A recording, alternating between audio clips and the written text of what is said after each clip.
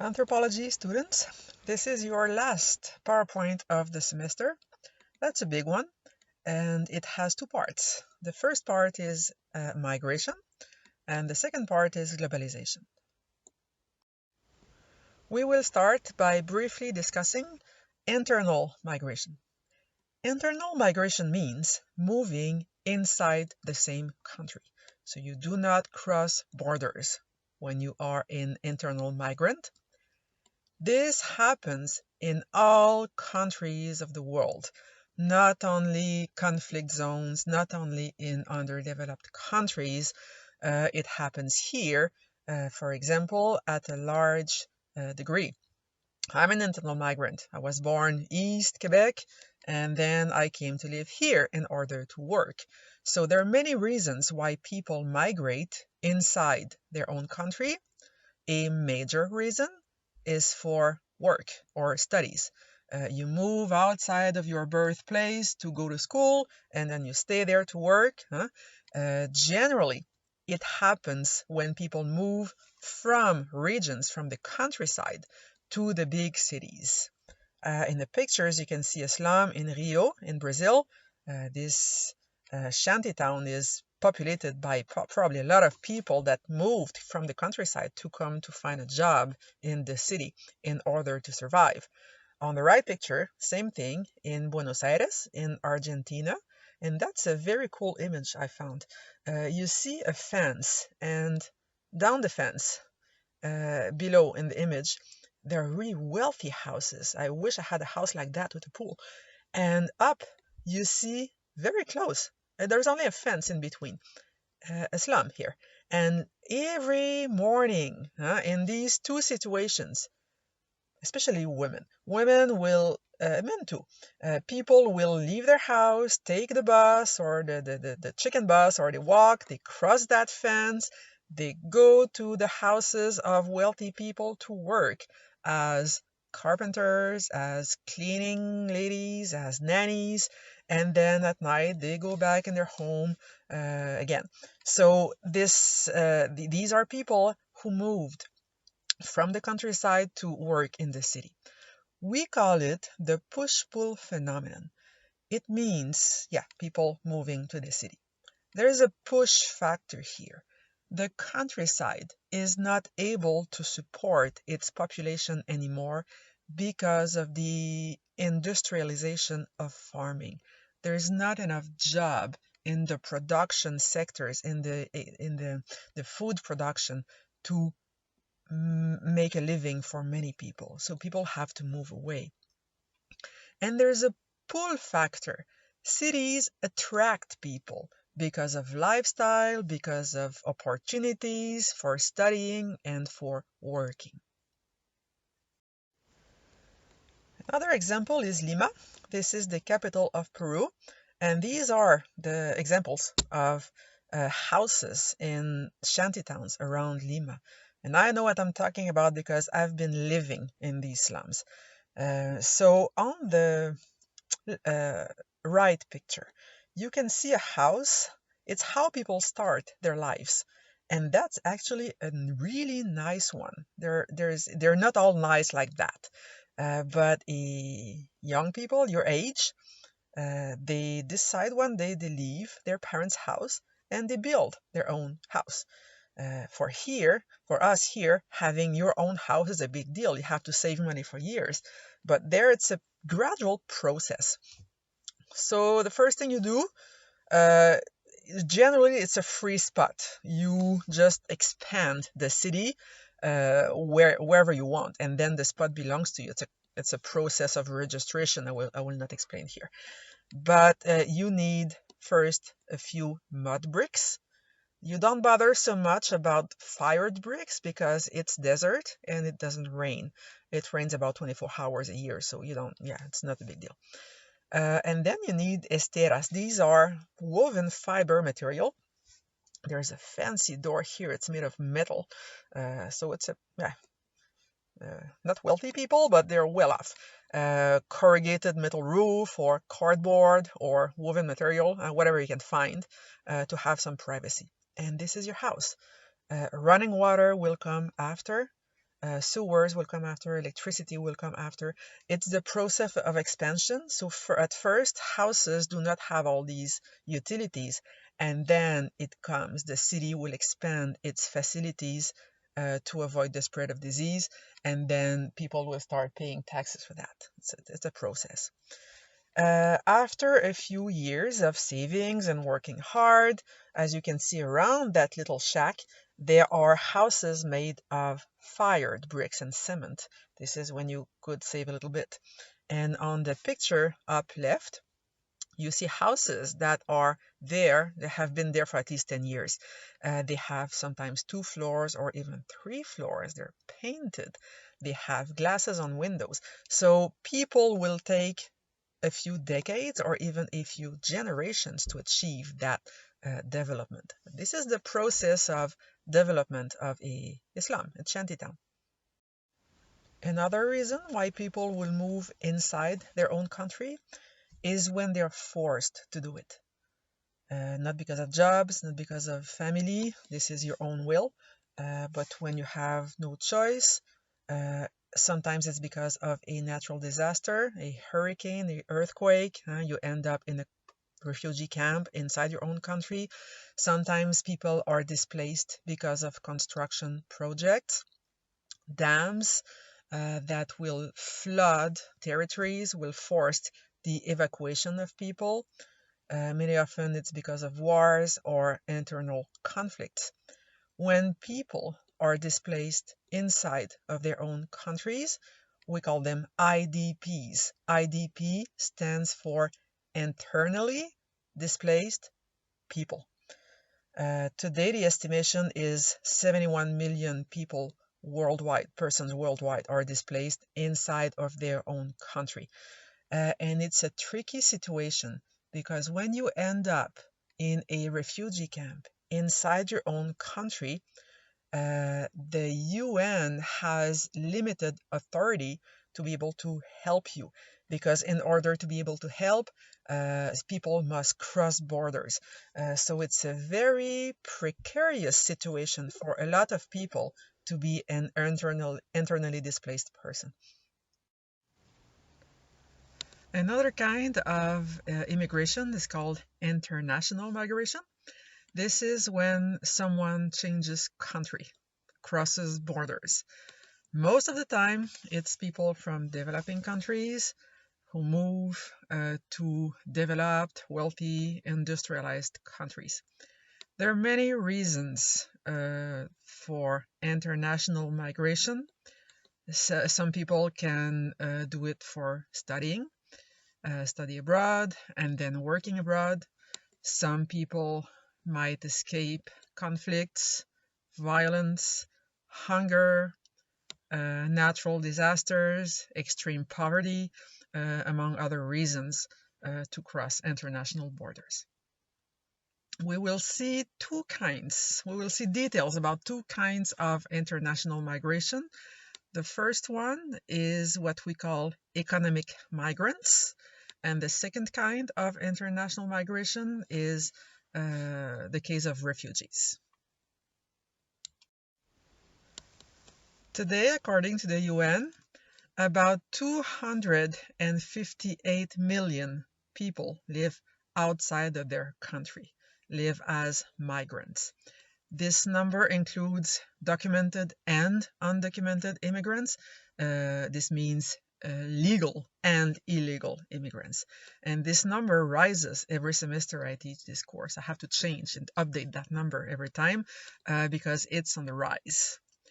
This massive amount of people living outside of their country has many impacts on the world's politics and economy and cultures. A good example of that, on the impact it has on the world's global economy, is the Tonga Islands example. This is a tiny country. It's an island, a series of small islands east of Australia in the Pacific Ocean. In this country, 60% of their GDP, of their gross domestic product, comes from money citizens make abroad and send back home. We call that remittance. We'll see it. So more than half of their GDP is produced not inside the country, but outside of the country by people who migrated away. It also has this high number of migrants in the world, also has an impact on relations between countries, on intercultural and international migrations. One example of that is the Muslim immigration in Europe right now. People from conflict zones in the Middle East migrate to Europe. Despite of their very small percentage in the global European population, they're causing now a kind of fear in the population of cultural mixing. We'll see that as well. So these are phenomena that happen because of international migration. A lot of international migrants are what we can call economic migrants. They're people who travel to another country in order to find work or to improve their standards of living or to ensure a better future, economic future for their children. The UN called them migrant workers. I will use the example of Mexican immigrants moving to the US to explain what an economic migrant is. And the wall you see on the pictures there, I'm sure you know about that wall. It's a section of the wall separating Mexico from the United States. You can see where that wall is built on the map here. You have United States and northern Mexico, and the blue line, the clear blue line, is the wall. This map is 10 years old, but it has not changed since then. This famous wall Donald Trump wants to build is mostly, well, it's halfway done already. You see almost whole California is walled, Arizona, New Mexico, and the East Atlantic coast. What's missing is basically Texas, but the territory in Texas is really hard to manage. It's a very rugged territory with deserts. So the wall is there. A great deal of it is there. It's not everywhere a solid wall. Sometimes it is a fence with barbed wires, but there's something, a physical boundary there. These pictures show the west end of the wall going into the Pacific Ocean. What you see on the top right picture, at the right of the wall, it is San Diego, California. And on the left of the wall is Tijuana, Mexico. The two cities are neighbor cities, so except of the wall, there is an endless urbanization zone here. There is a wall, there is this frontier passing through the urbanized sector. And don't try to swim around that wall if you're from Mexico, because it's guard. There's a lot of guards and you can be shot. So people take it very seriously. There's a wall and it's very dangerous crossing it. Before seeing the next slides, I suggest you watch the video. The button there is a hyperlink to a video. If you watch these slides on YouTube, you will have to use the regular PowerPoint online to be able to see the video, to click the hyperlink. And after you see the video, I will continue with the explanations on the next slides. The video is more than 10 years old, but I never found a better one to describe the situation of Mexican immigrants trying to cross that desert between Mexico and the US. Now I will explain a little bit further what you have seen in the video. People crossing to the US illegally from Mexico or from other Latin American countries, as we will see, generally do not do that only for themselves. They do that for their whole extended family. Very often, the whole family will pool their resources, will gather money. Sometimes it will take years for them to do that. and will pay a smuggler, a coyote, that will help one person to cross the border. And this person, once he or she has crossed the border and finds a little job in the US, will send money to Mexico and help the whole extended family. So it's for the group, it's for the community, and not only for personal gain or interest. As they say in the video, these migrants from Mexico and all illegal migrants in the US working integrated into the formal economy, they're necessary into the economy. The populations count on them, they need them. If all of them go back home tomorrow, there are about 11 million illegal immigrants in the US right now. The economy would collapse because they're totally integrated into the informal and formal economy. They pay taxes, most of them. There's no real verification or background check done before hiring people in the US for small minimum wage jobs. It is very easy to get fake IDs, fake social security number, or fake ID card. And people will work, will have an official salary, and pay taxes at the end of the year. So they are totally integrated into the formal economy, some of them, a lot of them, even if they're illegal. Those who are not integrated into the formal economy will work, especially women, as daycare providers, cleaning ladies. Men will work on construction for houses. And this is modern day slavery. They do not earn a lot of money and they work a lot. Daycare, official daycare, is really, really expensive in the United States. So a lot of families depend on illegal nannies to take care of their children. And immigrants integrated into the formal economy do not earn a lot. I don't know if you're aware of that, but the minimum wage in the US right now is $7 an hour compared to $13 here. And rents are more expensive in the US than they're here. So these illegal immigrants who work minimum wage will work very often 2 jobs, 2 shifts. This is 80 hours a week to be able to pay the rent and the food for their families. That's a very harsh life. And this is the case of Mexican illegal immigrants. You take the land route if you're Mexican because it's the neighboring country. But a lot of illegal immigrants integrated into the formal economy of the US are not from Mexico. They are from African countries, they're from Asian countries, and they cannot swim to the US. So they will not cross the borders by walk as Mexicans will do. They will fly to the US. They will get a tourist visa. They will fly to the US and never go back home. This is the mostly used technique to enter the US as an illegal immigrant.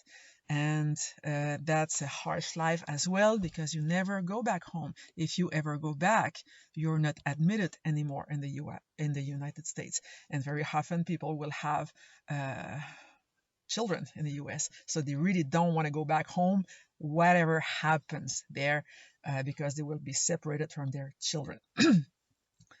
As you see in the picture here, there are, shops in border cities in Mexico, what people buy before they try to cross that dangerous land, borderland.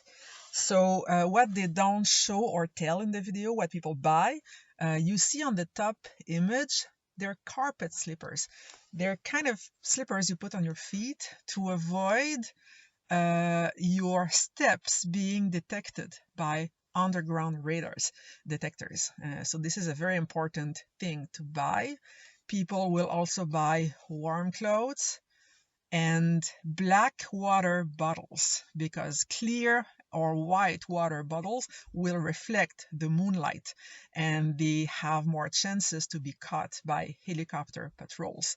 Women will buy contraceptive pills before they go. That's a very high demand at border shops in Mexico because they know very well they're going to be raped on the way, and they think at least I'm not going to get pregnant because of that. So all this situation is a consequence of very strong inequalities between countries. And the border between the US and Mexico is unique in the world. It is the longest border between the wealthiest country of the world and another very, very poor country. So there is a large border between two countries that are drastically different from each other. Remittance is a very important notion, an important word to know. It is a word to describe the money immigrants make in their new country and send home every week or every month. This is the case for legal or illegal immigrants. This is a lot of money sent in poor countries, not by international help, not by the UN, but by regular citizens trying to help their families in poor countries. And a lot of families in poor countries depend on that money that is sent to them every month.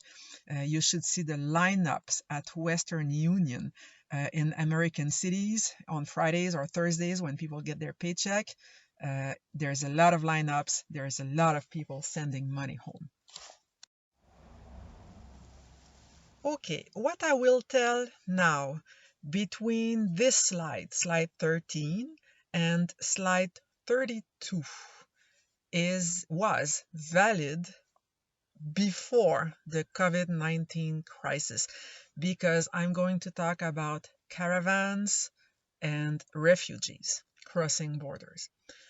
Now, refugees do not cross borders anymore because nearly all international borders are closed to human beings. They're still open for importations, exportations, but for immigrants and for travelers and even for refugees, borders are closed. I'm still going to teach that material because this situation is going to come back after the crisis. How transformed it will be, how different, no one knows. But what I'm teaching here between slide 13 and 32, it was until, let's say, 2 to 3 weeks ago in the world. And how it will come back, well, history will tell us. I will talk now about caravans because it's a new phenomenon that happened about a year and a half ago. It started about a year and a half ago in Latin America. I told you already that there are economic migrants. We have seen the example of Mexico, and there are refugees. We'll see that later. But in between, there is a category of people who are economic migrants. They move away to improve their living, but their living situation is so bad and dramatic in their home country that they become refugees, because if they don't leave, they fear death because of hunger and also gang violence and local violence. So this is the case of caravans I will explain here, are people that are between the category of economic migrants and the category of refugees. These, I'm sure you have seen these in the news. If you did not, well, it's time now to learn about these. People massively leave their country in large groups to walk together to the United States, to the American frontier. Most of them come from Honduras, El Salvador, Guatemala, and Mexico. And this phenomenon started a little bit by accident in October 2018, where someone posted on social media, let's walk together. let's join at the train station. This was in Honduras. Let's meet at the train station and start to walk all together to United States. And the person didn't expect that, but many thousand people met at the train station and started to walk together. So in 2018, in the fall, about 7,000 migrants left Latin America and crossed many countries, including Mexico, to reach the Southern American border. What they escape is poverty, is corrupt governments, is a collapsing economy, and especially in Honduras, gang violence, in Mexico as well. There is a lot of cases of cities where gang violence is very problematic. I've been crossing a lot of countries alone in Latin America, and the only time in my life I was very afraid for my life was in Honduras. It's not an easy country for a woman to live in. So this is what people escape. They left in October of that year, and a second wave of caravans left in January, in early 2019. And why people choose to group in these large caravans instead of traveling alone, it's because of a very simple reason. Being in a group is a protection. When you travel alone, especially as a mother or a woman, and there's a lot of families traveling, they risk robberies, rapes, or kidnappings. This is a common situation. So people avoid that when they are in groups. They protect each other. Also, they don't have to pay a smuggler when they travel in groups. That was very impressive to see it in the news, these large group of people traveling. You see a picture of them on the next slide with one of the route they took. But this route eventually separated in 4 separate routes. It was very impressive to see these massive gatherings of peoples, and politicians in the US exploited these impressive images to scare the American population, to tell them we're invaded by Mexicans here. But really, they were 7,000. Even if it's impressive on a picture, that's a tiny drop of water in the whole group of all migrants illegally entering in the US in a year. There are nearly 500,000 entering the US every year illegally. So 7,000 there was not a big fraction of that 500,000, but it was impressive for the American population to see, and it created fear in the population.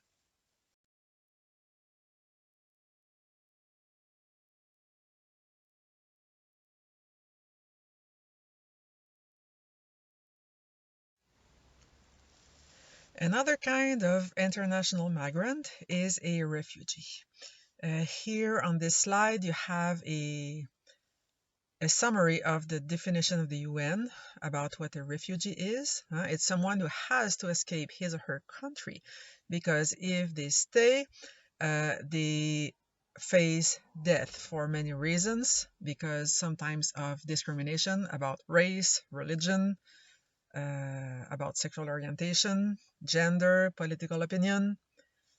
Also, if they stay, they face death because of local conflicts, because of bombing, or hunger caused by conflicts. So basically, you are a refugee if you are forced to leave your home, if your home is destroyed, and if you cross a border of a country.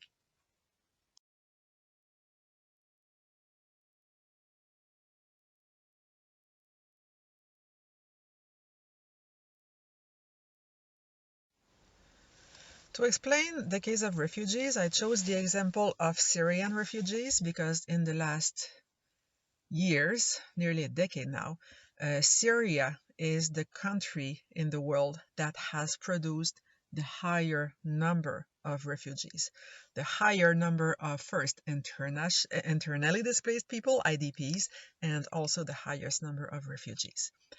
The original population of Syria is 23 million.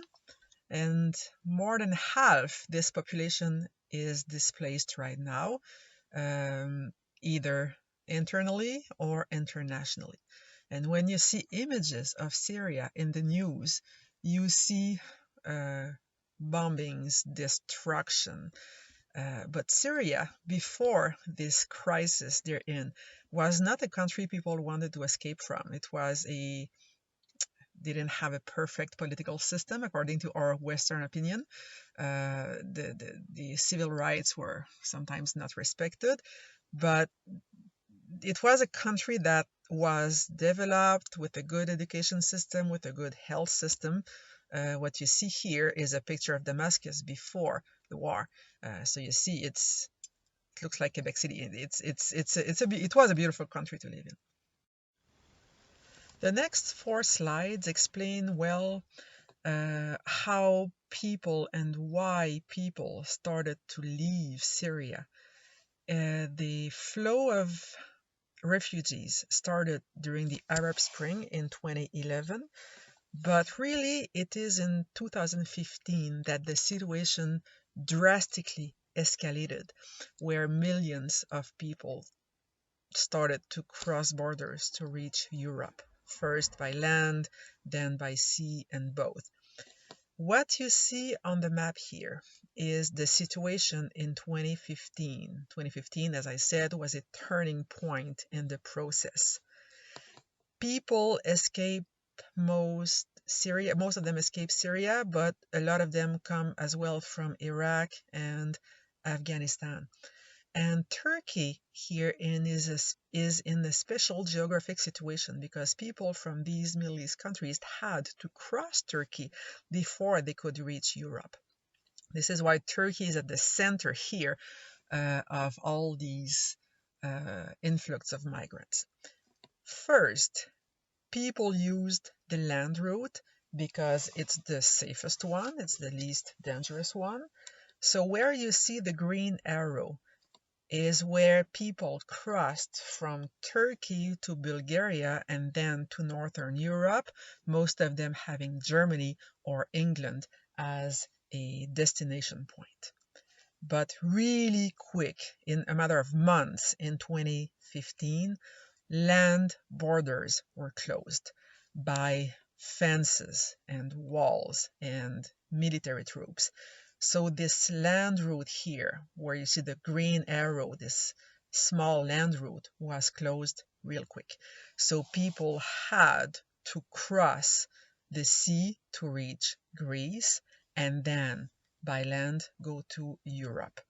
This is this point between Turkey and Greece, this sea there, this agency that people try to cross. It's the most dangerous point of their journey, and this is where you see a lot of people dying at sea.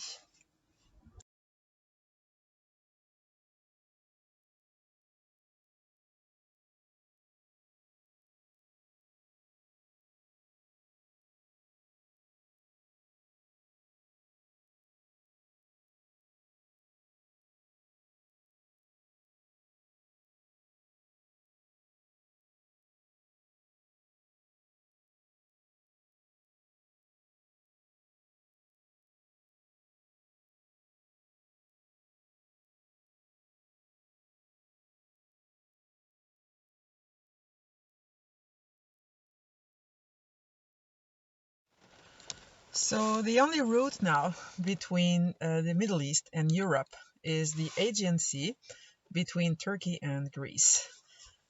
So this is where most migrants end up while crossing the sea. Four islands. You see them highlighted in red on this slide here. These islands belong to Europe. They belong to Greece. And refugees are now stuck there in refugee camps. Turkey has a land border, with Bulgaria and Greece. And in 2016, Turkey agreed to close this border to keep the asylum seekers inside the country, and in return, they would receive billions of euros from Europe to help them relocating these migrants, these asylum seekers, give them legal residence and help them being integrated into the population. But the situation is very slow in camps. The process of doing that is extremely slow. And the situation became critical in refugee camps in Turkey and became unbearable.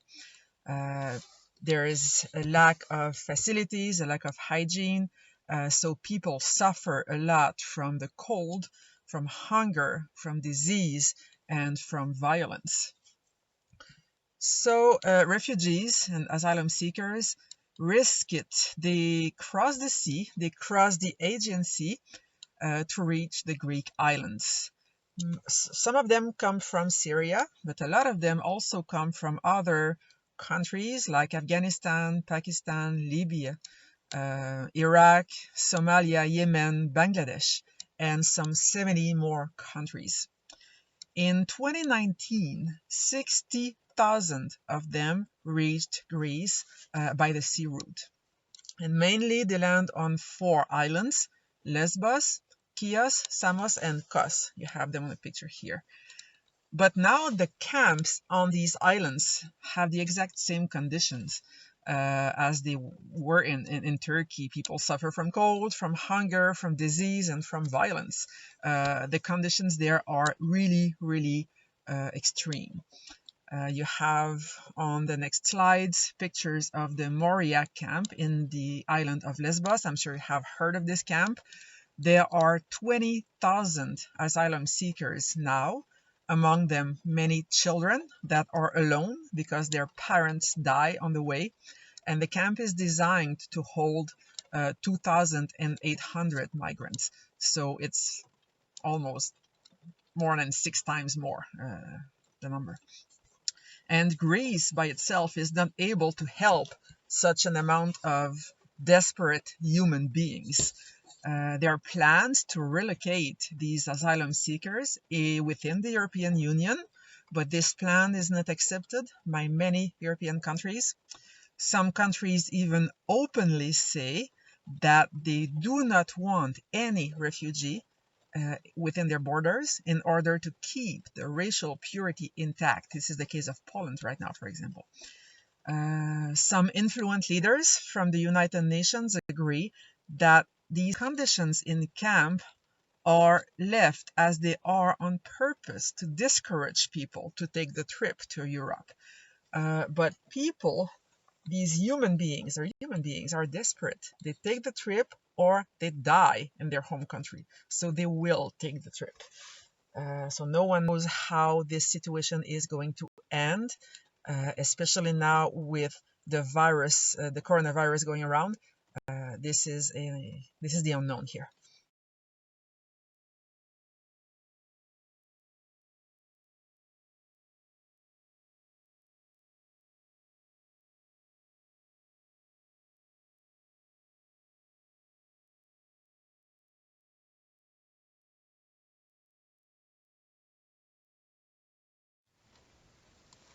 Here, I would like you to watch the video before I explain.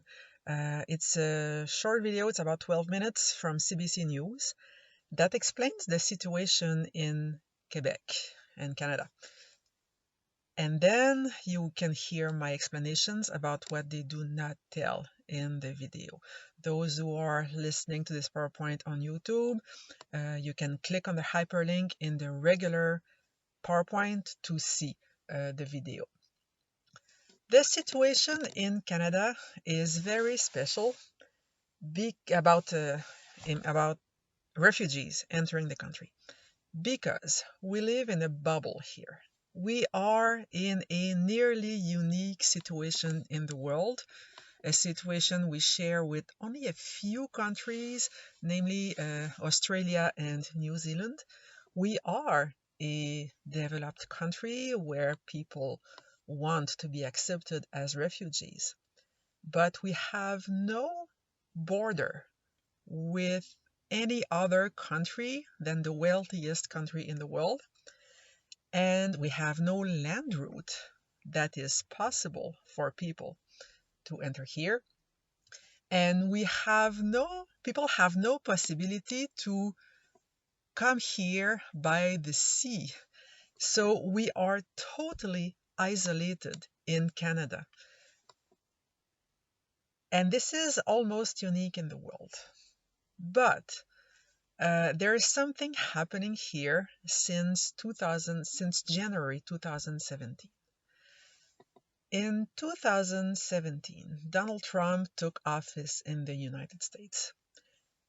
And since that time, illegal immigrants fear more than ever deportation, fear being deported in their home country, so they fear death in their home country.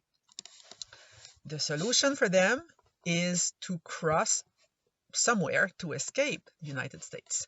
And the only place to cross, to come in by land, is Canada, in hopes to be accepted as refugees. And this is what people are doing right now.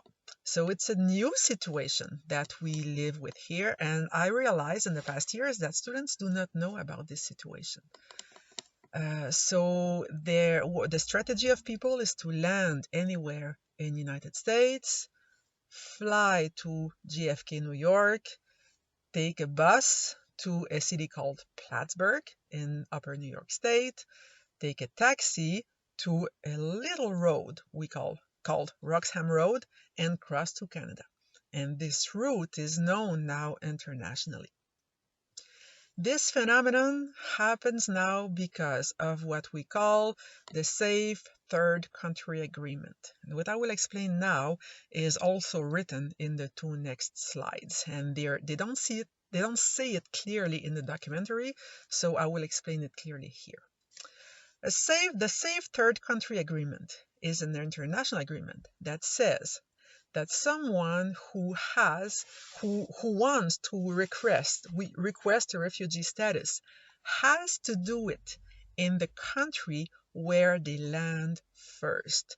So you can't land somewhere in France or Germany or the US and then shop around where you will be accepted as a refugee. You have to ask for your status to be processed, for your request to be processed in the country where you land, if this country is a safe country. Canada is a safe country, and USA is considered by the UN as a safe country as well. If it is a safe country for illegal immigrants or not, well, that's a matter of opinion, but the UN says they are. And what you don't see in the documentary, it is very hard to come to Canada as a tourist, as people do massively in the US. It is really hard. Here, if you want to get a tourist visa to fly to Canada, you need a solid proof of income. You have to prove that you earn enough money in your country, that you have a stable job that's waiting for you after your trip. It's really hard to obtain a visa. Whereas it is very easy to land in the US as a tourist. Visas, when you can afford it, are granted very easily. So people naturally will land in the US as tourists, but want to come to Canada to be accepted as a refugee because we are considered a safer country here.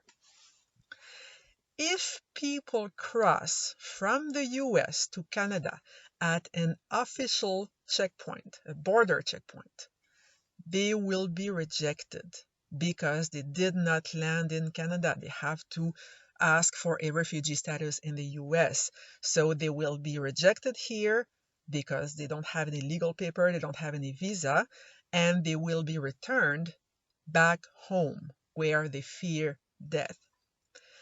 If they cross illegally by the woods or by small roads, what happens to them? The RCMP arrests them. And this is what people want. They want to be arrested. They cross the borders with their hands up, arrest me. And then once they are arrested, their refugee request can legally be processed. There is a series of measures they have to take. First, they are detained at the border for 1 or 2 days.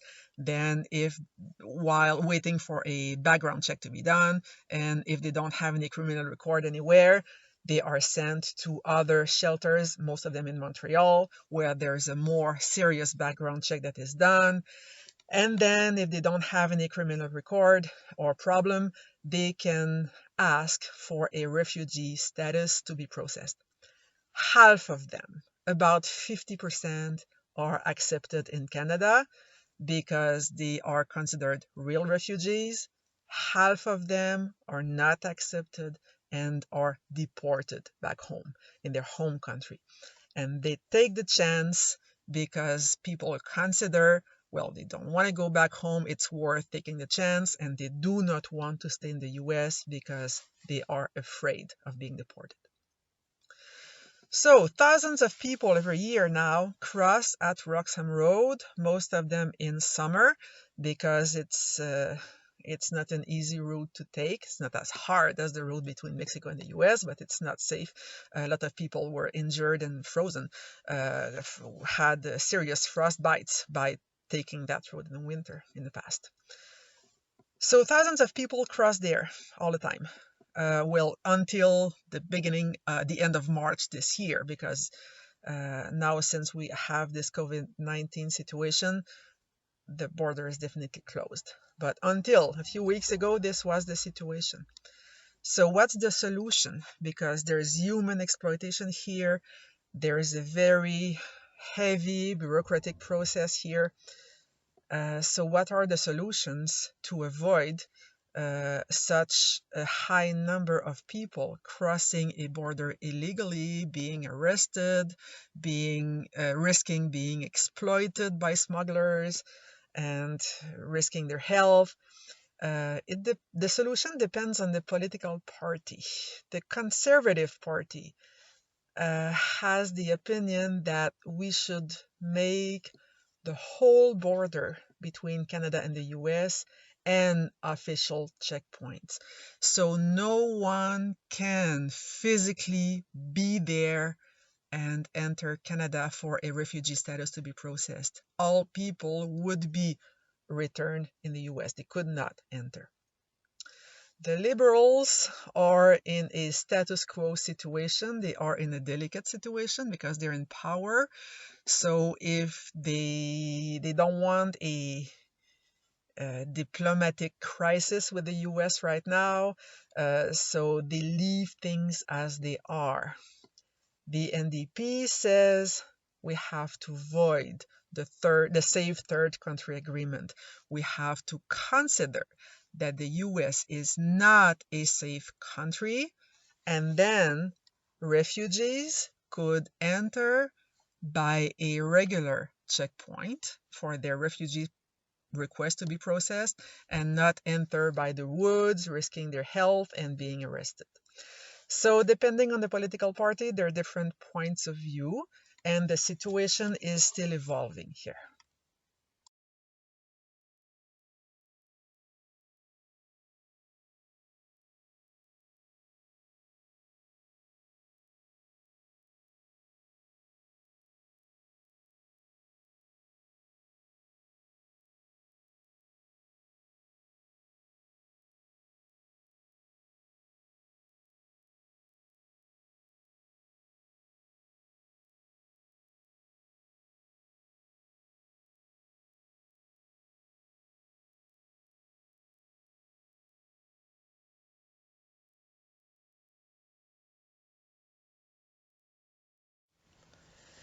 So we have a new situation since 2015 where the rise of conflicts, the rise of corruption abroad caused a rise in the arrival of refugees in North America, in Europe.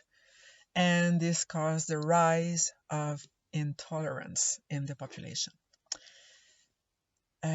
Intolerance is not a new phenomenon. It has always existed. But since a few years ago, I would say since in the last 5 years, it took more important proportion in North America and Europe. what you see here in the pictures are top left, Georgia, United States. It's an example of a protest against immigration, but more than that, a protest for white supremacy. People are not ashamed anymore in the US to protest against the arrival of different people from different faith and racial groups. And neo-Nazi groups in the US are not ashamed anymore to protest because it's better accepted. So we have a rise of that in the last year. On the right, these groups, these are two examples, Storm Alliance, La Meute, there is another one called Soldats d'Odin, this is in French, this is in the Quebec province mostly. These groups, if you look at the surface of their claims, they're groups for the pride of being Quebecois, the pride to express a national identity, which is not a bad thing. But if you scratch a little bit under the surface, you see that these groups are racist groups. They are white supremacist groups. So they're dangerous because they try to show a nice side, but they have another side where people join them and they scratch under the surface. What you see on the left, this is in Ottawa. This is an image from a protest 3 years ago. A protest that was organized in Ottawa against Motion 103. Motion 103 was a motion adopted exactly 3 years ago in the Parliament. It's a motion against Islamophobia, which is a good thing. A motion against the expression of racism. And here, people are protesting against this motion. So what they're protesting for is for the right. What they say is the right of liberty of expression, but what they protest for really is the right to express Islamophobic claims and ideas. So we live in a time where there is a strong rise in intolerance in the world. This is the example of North America. And this is the situation in Europe. In Europe, there's even a stronger rise of intolerance with immigration. You see the countries on the map here, 1, 2, 3. One is Hungary. In Hungary, right now, the Fidesz party is in power. They got half of the popular vote. It's a right-wing populist party. And in one of their official statements, the government says that in Hungary, they say we do not want to be diverse. We do not want our own color and culture to be mixed with that of others. So this is a open, strong, white supremacist and Christian supremacist statement. In the same country, Jobbik, the second political party, got 90% of the votes. This is an openly, clearly neo-Nazi party. In Austria and Switzerland, respectively, the Freedom Party and the People's Party got 1/4 of the vote at the last elections. They're not in power, but 1/4 of the votes is a very big proportion. And these are right-wing populist parties. So last time such high numbers of right-wing parties were seen in Europe it's the first time it happens since Hitler. So Europe is in a special situation right now, and it will be, I don't want to say scary, but it will be interesting to see what happens in the next years, because this is new what's happening now in Europe. It can be dangerous. So the population in general, deals with immigration differently in different countries. They have different approaches. they have different perceptions of what immigration is in different countries. So each country will react differently. There are two opposite approaches to immigration. I will explain them one by one. They are the inclusive approach to immigration and what we call the multicultural approach to immigration. I would not say one is better than the other. They're different. And in each approach, there are people that are more intolerant, more people that are more tolerant. It's just a question of point of view and how we deal with that. I will start with the inclusive approach to immigration. And the best example I can find is the Quebec province. But in France, they kind of react the same way. Okay, the inclusive approach to immigration, and this is important. Remember that. Same thing for the multicultural approach. The inclusive approach is that people are very concerned about how immigrants fit in the general population. It does not mean people don't want immigrants to come. They're welcome or not. It depends on the individual. But ideally, they would have to behave, dress as Quebecers, as local people. This is the inclusive approach. This is what we do in Quebec a lot. Example, we have this will to control religious signs worn by state employees. And this is not only with one political party or one group of people, it's everywhere. You have examples on the images here. This is the same preoccupation in Quebec to prevent public employees from showing religious signs. In 2013, it was a preoccupation for the Parti Québécois in power. In 2017, it was a preoccupation for the Liberals in power. And right now, it's a preoccupation for La Coalition Avenir Québec in power. So whoever is in power, whatever is the political party, we have this inclusive approach in mind in Quebec. We have a concern about how immigrants will be able to fit in the population. We have this ideal of a secular state here. This approach comes from somewhere in our history and our identity. In Quebec, we are a minority. And as all minorities in the world, we have this fear that is conscious or not, but this fear of assimilation, this fear of disappearing. This is a common thing for all minorities. Also, in Quebec specifically, the Catholic Church has a tremendous power on people, especially on women, but on all people in the province until the 1950s. And this power was abusive. So citizens were abused by the, not necessarily directly abused, but abused in their rights by the Catholic Church for decades here. So in the 1960s, people ditched religion, started to eliminate religion from their daily lives as a reaction for this abusive power. And we kind of went too far. We ditched religion entirely.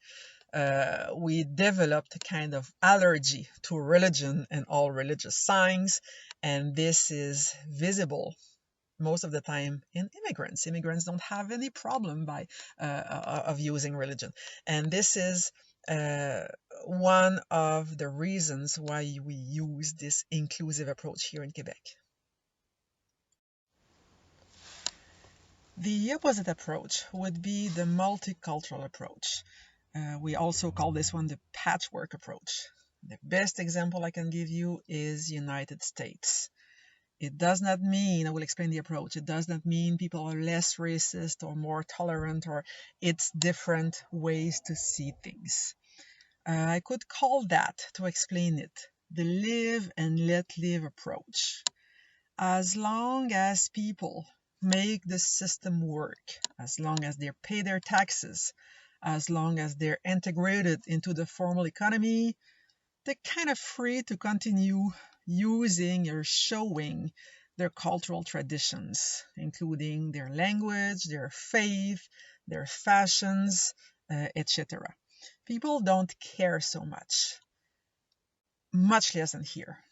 You will see police officers in New York wearing religious signs, and people are not offended by that. It's interesting. What you see on the map here is Crowns Heights in Brooklyn. I was living in that neighborhood, and I was seeing daily something interesting and a good illustration of the multicultural approach. East of Kingston Avenue, you were in Israel, purely. There were only Hasidic Jews in the streets. And west of Kingston Avenue, you were in Jamaica. It was a pure Jamaican neighborhood. And people kind of lived together without any friction. You can't imagine two more different ethnic groups in the world, I think, Hasidic Jews and Jamaicans. And people were sharing parks and facilities, and you could see a Jewish woman and a Jamaican woman sitting on the same bench and splendidly ignoring each other, but living together. So it's the patchwork. It's the, okay, you're there, I tolerate you, you are free to do what you do as long as you pay your taxes, as long as you behave normally as a citizen legally. What's the problem? There's no problem. There's an explanation why people behave like that in the US, and they're not so concerned about how immigrants will assimilate. The United States is the wealthiest and strongest ethnic group in the world, so they do not fear assimilation. Even if some citizens express that fear, the English language will not disappear. Their religion will not disappear. They don't fear that. Their economy will not disappear. So they're not afraid of this. They don't have this fear, this unconscious fear of assimilation we have in minority countries, in minority places. And also they have this notion that America was built by immigrants. So they are already a patchwork nation. So it's normal why they use more this multicultural approach.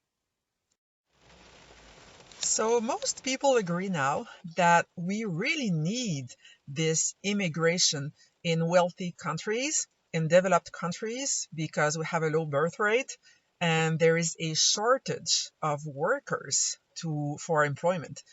So we need people coming from abroad to fill these gaps in the workforce. So there's a new notion here. With immigration comes the notion of accommodations. Accommodations is a very old notion. We were always accommodating people because of disabilities, because of learning disabilities. We accommodate students. But now there's a new notion coming with accommodations. It's the notion of reasonable cultural accommodation. And this notion started to be very important in the province of Quebec a little bit more than 10 years ago. A little bit before 2010, populations of immigrants or of cultural communities started to want to have their voices heard and to have their rights respected around. So now they kind of voice these requests for accommodations. They didn't dare to do it before. So what is a reasonable accommodation or an accommodation? It's to change certain rules or certain ways of doing things in order to accommodate people of different cultures. For example, when I was teaching in the States, a lot of our final exams were happening on Saturdays. And we had at my university a big Jewish community, and they would not take their finals on Saturdays. So I accommodated them. I was giving them their finals the day after, the Sunday or the Monday after, so everyone's happy here. That was considered a reasonable accommodation. Another reasonable accommodation maybe would be to have at the cafeteria at least one option with no pork or no meat in it to accommodate people from different communities. So this is the definition of a reasonable accommodation. You can find many other examples of that. And this situation of people wanting their rights to be respected became more important, as I said, a little bit more than 10 years ago here. As you know, Canada, but also the province of Quebec, because I'm talking about Quebec here, Quebec is welcoming immigrants, has been welcoming immigrants for decades, centuries even. But the number of migrants rose in recent years, and we have a special moment in our history, a turning point, I would say, in our history, where we kind of collectively realized that we need to be careful and respect people's rights and dignity. And you are probably too young to remember this event when it happened. It started in 2007, but reached enormous proportion in 2008. So this is 12 years ago. You were young, but maybe you've heard about it because it came back in the news a few years ago. It is a crisis that happened at Hérouville, and you have to know this little part of our history here in order to understand.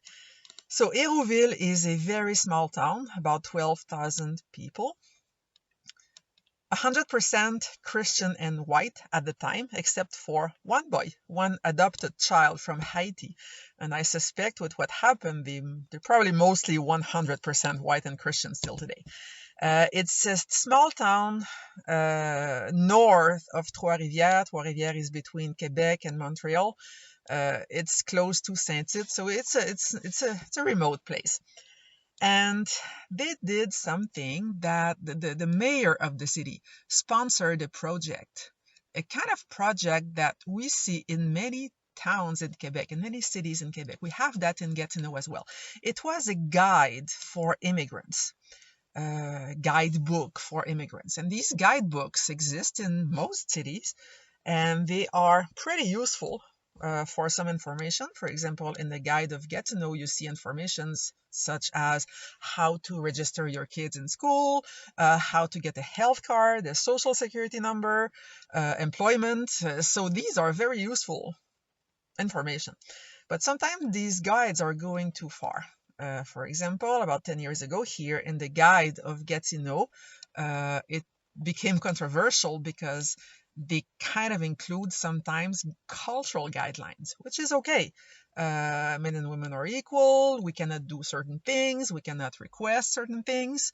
But sometimes they go too far, these guides. And the guide of Gatineau, for example, was saying that Quebecers used to take a shower once a day, and this is what we expect from people. It's kind of a way to say that Quebecers are clean and maybe other people are not. So this was clearly racist, and it was removed from the guide after a controversy. But the guide of Hérouville went further. It was written there in 2007 in the new guide that it is prohibited in Hérouville to stone women to death or to burn them alive. And this was clearly targeting one community, because of some things you see in the news in radical groups in the Middle East. And it was not welcomed by members of different communities. Everyone was unhappy about that. No one is burning women alive and stoning them to death in most countries of the world, in all countries of the world, except of small radical individuals. This is called murder. Of course, people don't murder people. So everyone was unhappy there. The minority communities were unhappy in the province because they felt targeted, they felt racism, and Quebecers were really unhappy about that guide as well, because we looked like a bunch of racist people with stereotypes. So without knowing it, without probably wanting it, the mayor of Hérouville started a nationwide controversy in the province. The situation became serious enough that very early, about a month after the publishing of this controversial code of conduct, the government of Quebec sponsored a commission to try to settle conflicts between immigrants and Quebecers, if conflicts there were. So the head of this commission were two men, two university teachers, professors, Gérard Bouchard, a French speaker, a sociologist, and Charles Taylor, a philosophy professor and an Anglophone. So, there's always a diversity needed here. And they visited 17 cities in the province, from major cities like Montreal to very small cities of a few thousand individuals in regions, to cover a good sample of the population. So they went from city to city to hear what people had to say about immigration, to hear Quebecers and also to hear immigrants about their opinion on how welcomed or not they feel here. So very nice things were heard and very ugly things were heard as well. It took a few months to cover the sample of cities, and then a report came after that. A report of such a commission is not a bill, is not a motion, is not a law. It's a report, is recommendations. And recommendations, main recommendations from the report were that, very simple, very straightforward, minorities have to adapt a little bit, because here there's a secular nature of institutions. There's equality between men and women, and these are important values in Quebec. But on the other side, Quebecers cannot ask immigrants to totally assimilate. It's not possible, and it's probably not desirable as well, because some cultural diversity is good for the population. It's good for being open-minded and learning things. So if we migrate elsewhere as Quebecers, we would not change all our behaviors. We would continue speaking French among us. We would continue dressing the same. So we can't ask people to totally assimilate, but we can ask them to make an effort to adapt to the secular nature of institutions. So both parties here have to do some compromise.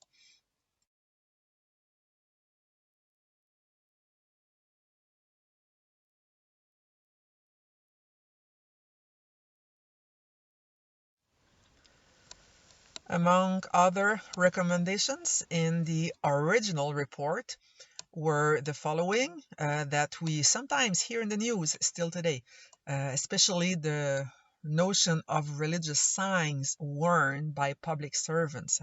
In the report, they mention that according to the majority of the population, no religious signs should be worn by public servants exerting a coercive authority.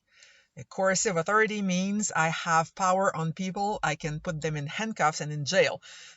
So this includes police officers, judges, and prison guards, but it does not include teachers, professors, health workers, and daycare workers.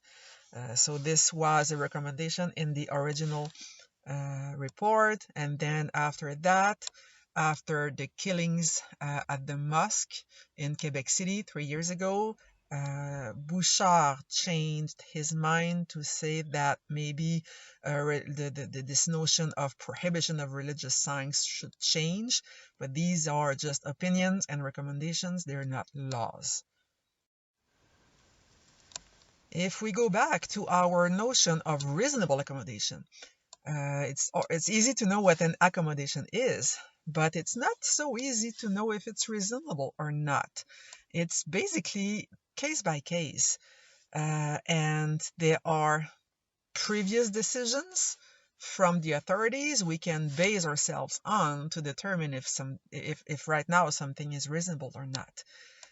So sometimes it's not easy, and it was problematic more years ago when this notion was starting in the communities. One example of that is the one YMCA for women in Montreal, one gym for women in Montreal. It was a nice gym with windows and in which women could work out while looking outside by the windows. And there was a synagogue very close to the gym. And Jewish leaders were not happy about that gym because they claimed it was distracting young men trying to study the Torah in the synagogue. So the YMCA accepted to cloud the windows to please the Jewish community. But customers of the gym were really unhappy about that because they paid for a membership in a gym in which they could work out by looking outside. And now they could not anymore. They wanted their money back. So the YMCA unclouded the window, changed the windows again. And I don't remember how the story ended, but it was pretty problematic. So sometimes you have to determine if something is reasonable or not. Some requests are clearly not reasonable. There were other examples in the news years ago. For example, some people wanted to always have a female doctor available in the ER so women could see a female physician. So this was not considered reasonable because you can choose your doctor to be a female, your family doctor, but when you go to the ER, you have an emergency. Sometimes, very often, especially during the night, there's only one doctor there, and this doctor is a man. It would be too expensive for the province and unfeasible, impossible to have always two doctors if there's a man there. So this was not considered reasonable. So what do we look at in Quebec to determine if something is reasonable or not? We look at financial costs. If it is too expensive, it is not considered reasonable. We look for health concerns. If it's dangerous for people, it is not considered reasonable. Last year, there was a controversy in Vancouver in which workers from the piers were asking, they were Sikh Indians, Sikh S-I-K-H, where in this community men wear turbans and they cannot remove the turbans, but you cannot wear a helmet if you have that turban. So they wanted to be accommodated to work in the piers and not wear helmets. It was not granted because it's dangerous for them. If they receive something in the head, they will be injured.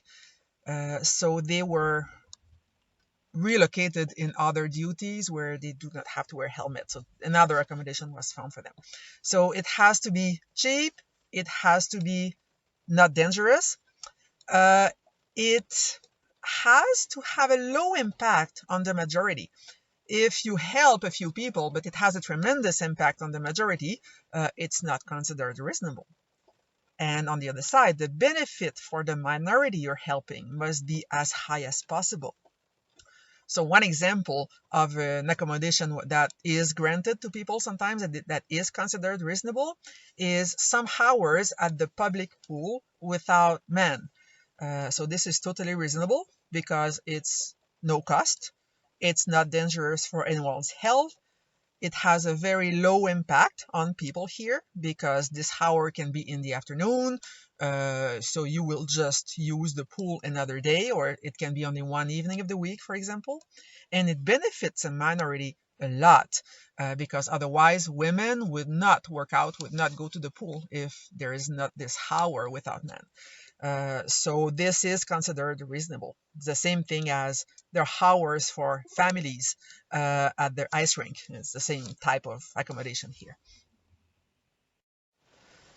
Still, sometimes it is hard to determine if an accommodation should be granted or not, because accommodations, religious accommodations, cultural accommodations, really are about human rights.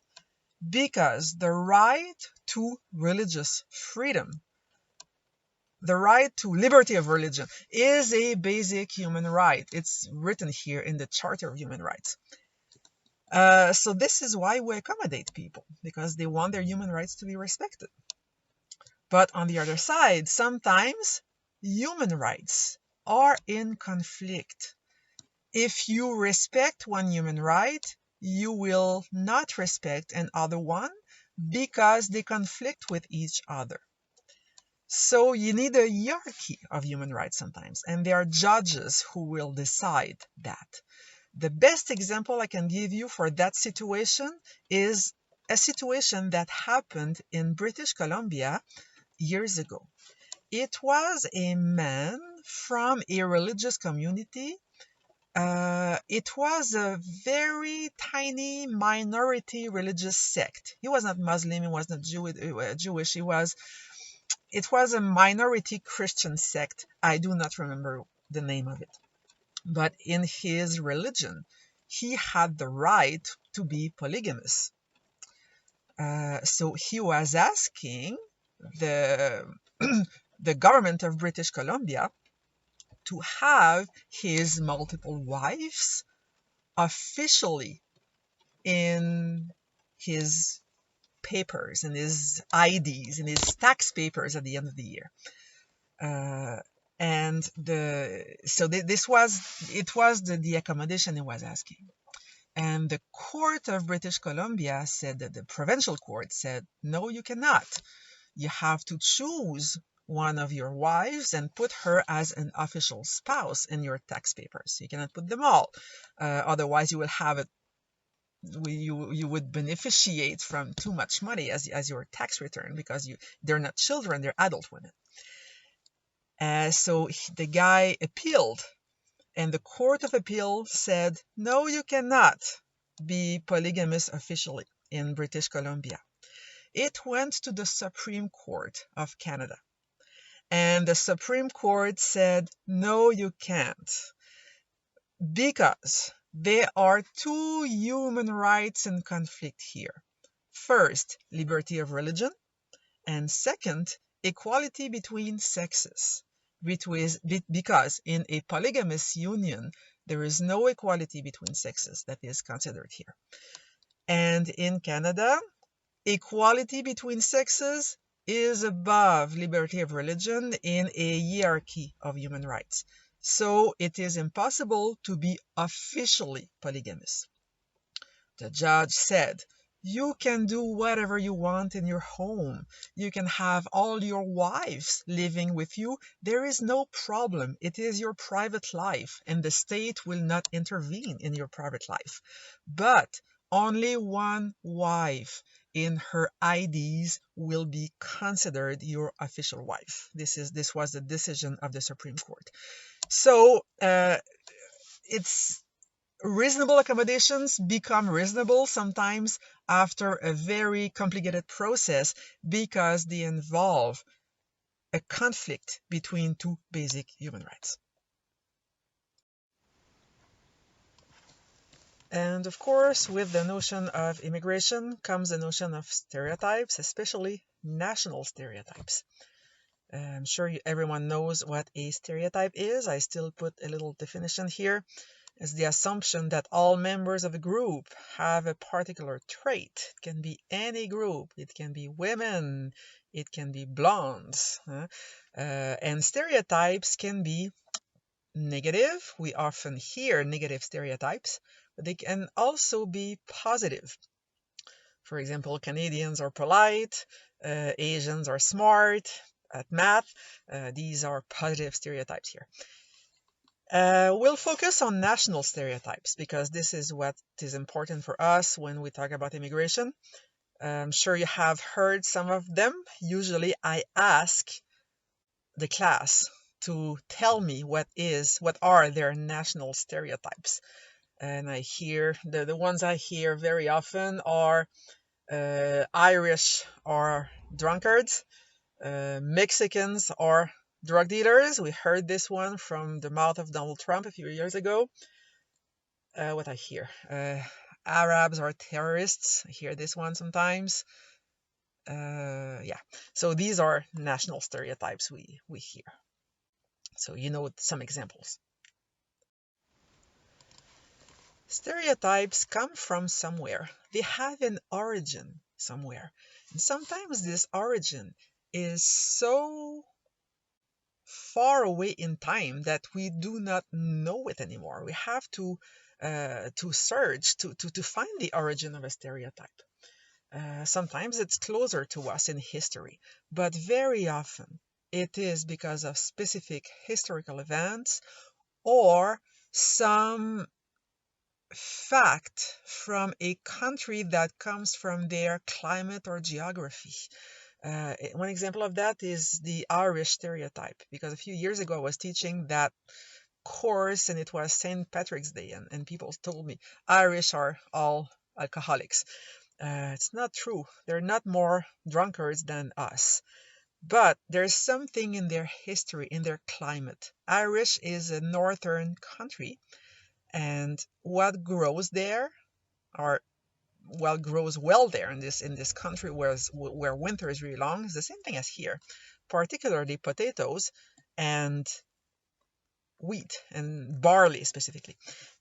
So what do you do with cereals? The best to preserve it year round. First thing to do is bread, is flour, and second thing to do is beer. The fermentation process helps preserving cereals, and it's still nutritious. I'm not talking about the beer you drink on weekends. I'm talking about traditional homemade beer that is very, very thick. You don't see through it. It's very nutritious, and it's very low in alcohol. And that beer made in Ireland centuries ago was given to everyone in the population as meals, even kids. And they developed throughout centuries a very sophisticated science of beer, not because they're all drunkards, because it's the only or one of the best ways to preserve something that grows in their harsh environment. So this stereotype had a very long life, but it was shaped because of a specific, not necessarily historical event, but specific situation of a country, a specific skill people developed. The stereotype that all people from the Middle East are Arabs. There is a fact of putting everyone in the same basket here, and all Arabs are terrorists, come from a specific historical event that was 9/11. Before 9/11, I was old enough to remember that, there were other stereotypes towards people from the Middle East, but it was not this one. So this stereotype started suddenly during 2011. September 11, 2001. There's a drug dealing problem in Mexico, but not more Mexicans or drug dealers than Americans or Canadians. There is a problem of drug dealing because Mexico is a turning point in international narco trafficking, but drugs come from other countries. They transit through Mexico to enter United States. There's a very brand new stereotype towards Chinese people that they carry germs. I don't know if you have seen in the news in January images from trains in Europe, images of European people putting masks on or scars on their faces when they were sitting close to someone from Asia.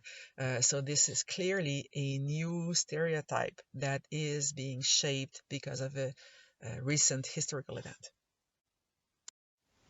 So stereotypes can be very, very old and survive from generation to generation during a long time. And there are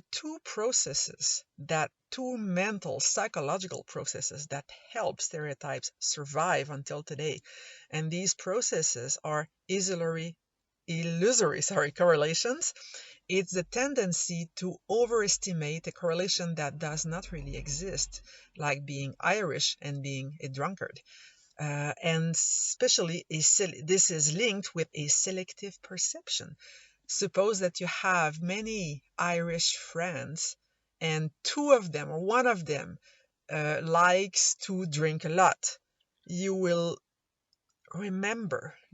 notice this person much more than your other Irish friends, because this one in particular fits the stereotype you have in your head, and you will transmit that stereotype to people around you. This is how stereotypes have a very long life. The second part of this last PowerPoint is about globalization. As I explained on the next slide, everyone knows now what globalization is. You probably study it in all your courses in economy, in political science, in geography, in sociology. So globalization is the process of the rising interconnection and interdependence between countries and nations. It involves a rising movement of people, of goods, of ideas, and how, as we see now, the movement of germs as well. People travel around all over the world, and with them they bring their ideas, and goods travel around much more. This process is right now transforming the economy worldwide, the political and diplomatic relations worldwide, and cultures worldwide.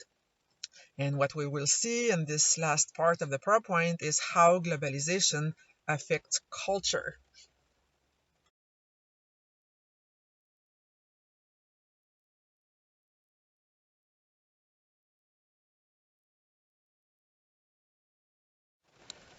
Globalization is definitely not a new phenomenon. It has deep roots, it has ancient roots in our human history, but what happened is that recently it escalated. The process of it has more speed. It's faster and faster. I will explain briefly the history of globalization in the next slides. These steps and processes, the analysis of them, do not come from me. They come from Thomas Friedman. He's a sociologist, journalist, works for the New York Times, and he's a world specialist of globalization. So the first step, what he calls globalization 1.0, really started in the 15th century, end of the 15th century, with navigation, and it ended around the Industrial Revolution. So the real start of it was navigation through oceans. This is really what started the process of globalization, because with long distance navigation comes colonization of new territories, the conquest of foreign populations, and intercontinental trade. The first instances of intercontinental trade were slaves and raw materials and goods. It was very slow to start with, but it escalated after a few centuries. And this first phase really ended at the Industrial Revolution, because at this point, Europe, that started to depend on this long distance navigation, reached a point of no return. They became totally dependent on human labor and goods and materials produced abroad. The second phase of globalization was that phase that lasted around 2 centuries, that phase of increasing speed of the process of globalization. I will explain it in the next 3 slides. It started with major developments in communications and transportation. Communications, I mentioned telephone here on this slide, but telegraph started. Transportation, train transportation at that time, and then later cars.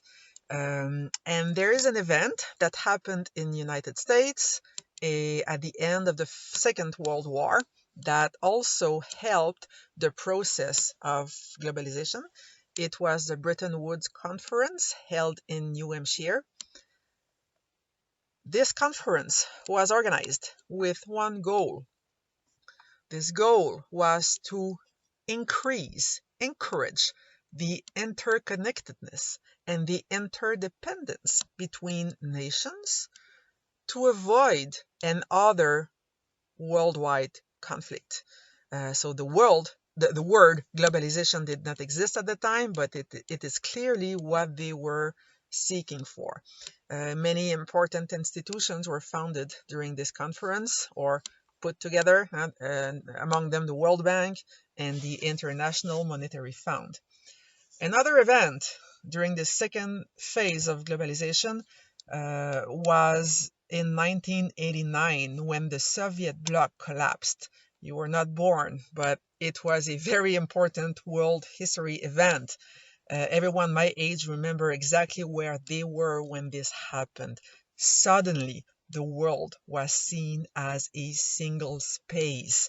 Between 1989, what we called at the time the Russians, they were a mysterious place east of Europe that, we didn't know exactly what was happening there. So suddenly this does not exist anymore. This division did not exist anymore. And at the same time, China became a very important player in the international economy.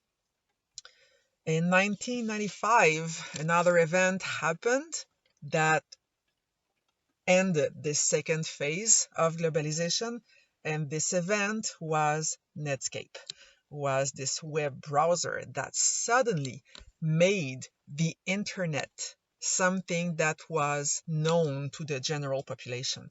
I remember I had internet home in 1992. That was before the bulk of the population, because some people at my house were engineers. But really, for me, the internet was something very mysterious, that unknown. It was unknown. And in 95, 96, 97, in these 3 years, a major transformation happened. First with Netscape and then with emails. Things went really quick during these 3 years to make the internet available to the whole Western population.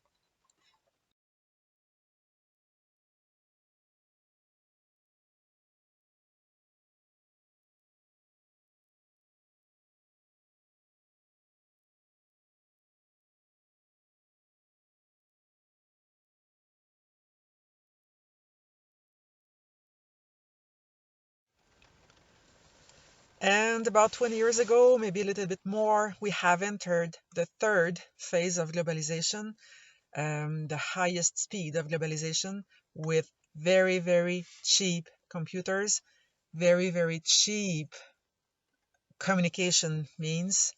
And globalization now is becoming worldwide, is becoming non-Western. So people from all countries can beneficiate from communication technologies. There's also a higher rate of outsourcing. This means that businesses hire employees working from abroad in order to save money. There is a higher rate of offshoring as well. These are the relocation of businesses abroad in order to use cheap labor. And we don't know exactly where this third phase, is gonna end. We have seen in the recent years the reverse phenomenon, that globalization is becoming slower, and with the COVID-19 crisis, I think it's gonna change things with globalization, but it's way too early to say how it's going to affect globalization. But right now we live in a parenthesis where globalization, some aspects of it have stopped to protect local populations. And globalization affects culture, it affects the economy and diplomatic relations at a very large scale. But what's interesting for us is how it affects cultures, because cultures are in contact. Cultural aspects travel more and more because of trade networks, because of people working abroad, studying abroad.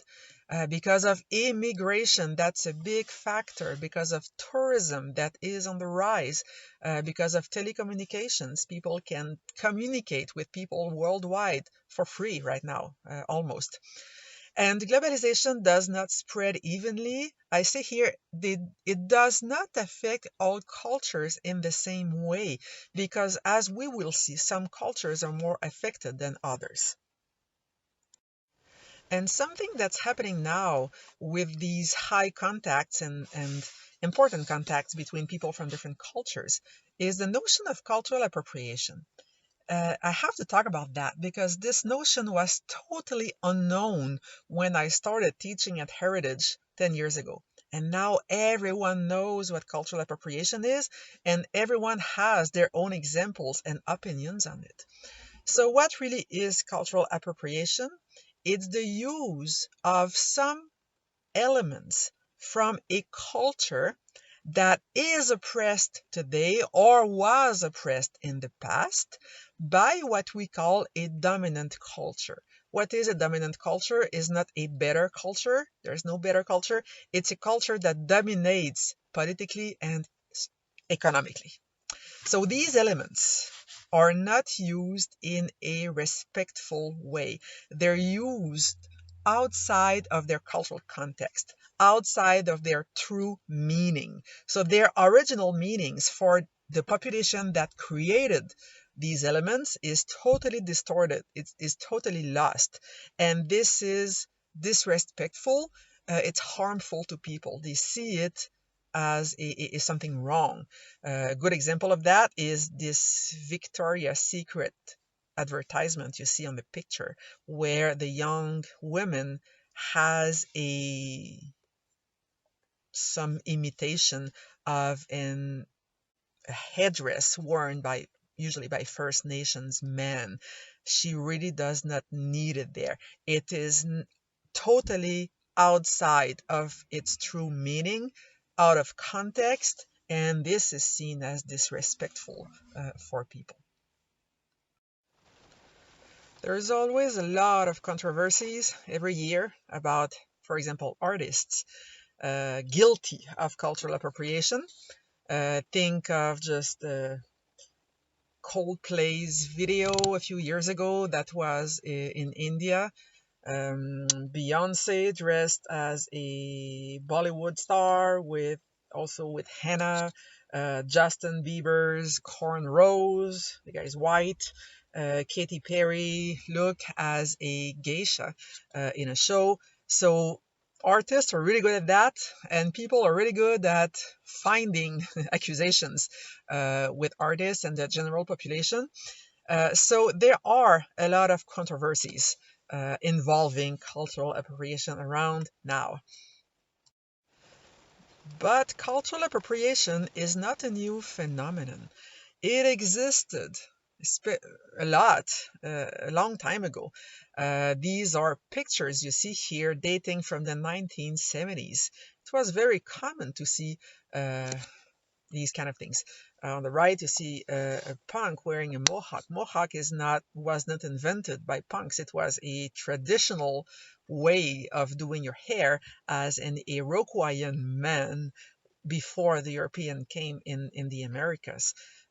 But no one in the 1970s was seeing these things as elements of cultural appropriation. It was well accepted because people from the communities where this inspiration was taken did not really dare at the time speaking about that. So now people from different cultural communities have their voices heard when it's time to criticize Western people doing cultural appropriation, which is totally okay. And now there is a new controversy about cultural appropriation. Are accusations going too far? Sometimes maybe they're going too far. I don't know. There are two examples here I want to use. The first example is Ottawa U. 2 years ago, there were yoga classes that were canceled because the Indian community was seeing it as offensive to see white students and faculty members doing yoga the wrong way. As it is the case here in Heritage, During lunchtime, they had yoga activities and yoga classes taking place in the gym. So yoga classes were canceled, but they resumed after when both communities spoke together and explained this is not appropriation we want to do here. It's because we appreciate these elements of the Indian culture and we want to integrate it in our daily lives as appreciation, not as appropriation. Same thing happened in the United States in cafeterias of dorms. I think it was in Ohio, but I don't remember exactly in which state it was. There were cooks that were white in the cafeteria at the dorms, and they were cooking Chinese food. I remember they talked about General Tao here, chicken, and the Chinese community felt offended at this in this university because they felt these elements from their culture were borrowed the wrong way, and they felt offended by that. So here you see that there are two different perspectives. There's the perspective of the person borrowing some cultural elements, and there's the perspective of the person that feels offended. So sometimes it's a question of perception, and sometimes maybe, yes, accusations are going too far. So communities have to speak and explain what they're trying to do. Sometimes it's not offensive at all, the goal of people. So cultural elements from all around the world travel in many ways to affect many cultures. Cultures borrow elements from other cultures, and they transform elements of other cultures. This is inevitable with globalization. There is a movement of cultural elements that is spreading all around the world. Just think of fashion, cooking, language, and other practices. And what I will teach in these next slide, the last ones, it's really important. It is two ways to perceive how these movement of cultural elements affect culture. Affect local cultures. Some people might see it as a very negative thing. Some other people might see it as a neutral or even a positive thing. It depends on the point of view. And there's no better point of view. Both point of views are totally valid. It's a question of opinion. So first, there are those who consider that the spread of Western culture around the world is something bad. It's something negative. We see it, we call it the conflict model. It's a clash of culture. So they have the opinion that the spread of Western cultural ways, Western capitalism, life ways, cultural elements, the spread of it throughout the world has caused the destruction and the transformation, the alienation of other cultural systems. So the world is kind of becoming culturally homogeneous, and it would be a bad thing. If you look at the picture on the left, it's in Thailand, I think. So you know this, you see this seller here in the grocery store selling local fruits, but also selling Pepsi, selling Coca-Cola, wearing jeans, sitting on a plastic chair. So people who see the spread of culture as a negative way would see it is terrible. This man is losing his culture. He's adopting Western culture. On the right, you see a San hunter from Southeast Africa keeping his traditional way of life, hunting, but he's using a GPS. So people seeing it with the conflict model, seeing it the negative way, would say it is terrible. This man is losing his ability to locate himself in space. He's losing his ancestors' knowledge. His culture is transforming. He's becoming a Western man. It's not correct. So this is the conflict model, the negative opinion of the spread of cultures around the world. And there's the other way, the opposite way to see how globalization, how Western culture travels around the world and how globalization affects culture. We call it the localization model or the glocalization. It's a neutral or positive way to see cultural change. It's the idea that local cultures, non-Western cultures, are transformed into something new. They're not becoming totally westernized. They're not crazy. They're not dumb. There's this notion of human agency here. People will borrow what they want from the American culture. They can judge what's good and bad for them. So they're not imposed the American culture. They borrow what they want and they will reject what they want. So local people in local cultures, non-Western cultures, will transform the American culture, will transform their own culture to make something new out of it. Because culture is alive. You cannot prevent culture from changing. You cannot prevent people from adapting and changing their cultures. Examples of that is McDonald's. McDonald's is present in all countries of the world, or nearly all countries, but people do not adopt McDonald's the way it is in the United States or North America. They will adapt it to their local culture. If you go to Saudi Arabia in McDonald's, you will not see bacon. You will see something else instead. You will not see pork. And during the Ramadan, McDonald's is closed during the day and open all night.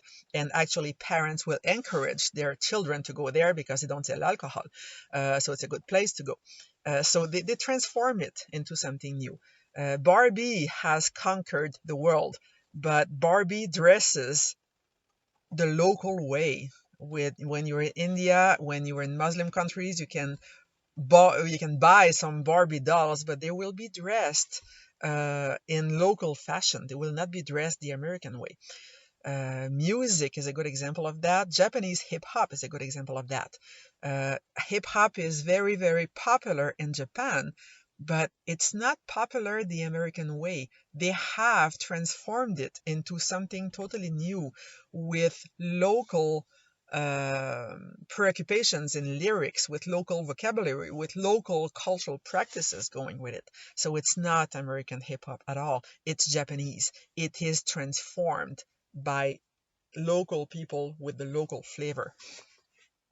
And it's the other way to see how globalization will affect local cultures.